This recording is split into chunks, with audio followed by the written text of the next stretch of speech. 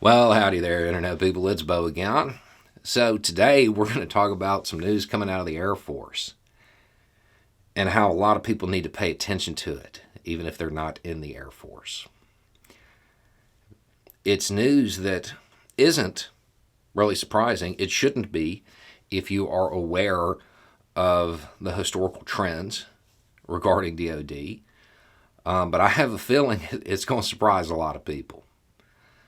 Contrary to the image that a lot of people like to foster about the military, the Department of Defense has always been on the cutting edge of social acceptance. Always. That may be hard to believe, but go back and look at the dates. Look at when the military desegregated and then when the rest of the country did. Look at any issue like this. You will find that DoD is always on the cutting edge.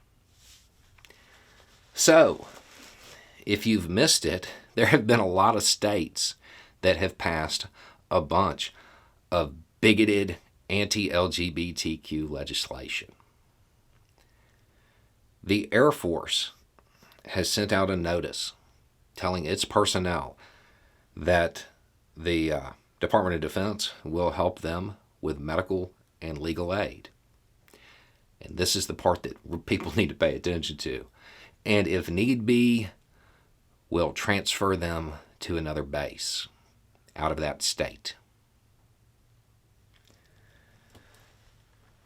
Okay, so even though the Department of Defense has always been on the cutting edge when it comes to stuff like this, DoD is an apolitical organization.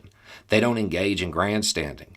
They don't come out and make silly statements about what they're going to do.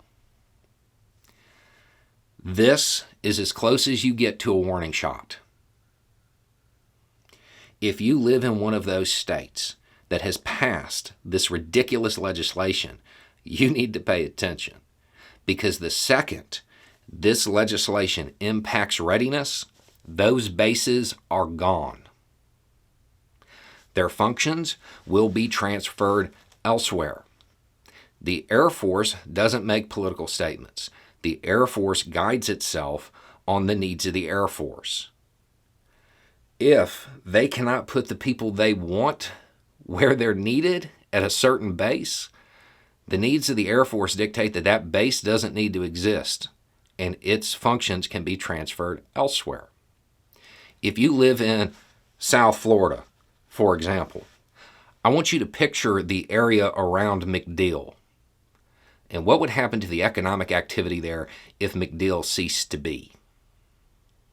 If you live in the Panhandle, here in Crestview, Niceville, Fort Walton, someplace like that, how far do you think your property value will drop if Eglin shut down and transferred elsewhere? I assure you that if this legislation impacts readiness in any way, shape, or form, those bases will disappear and your economic stability will go with it. You have nobody to blame except for these politicians who, in an attempt to maintain power, picked a group they felt they could other because they don't have any policy ideas. They just want to find somebody to get you looking down at, kicking down at, so you don't notice that they're not doing anything to help you. They're not doing their job.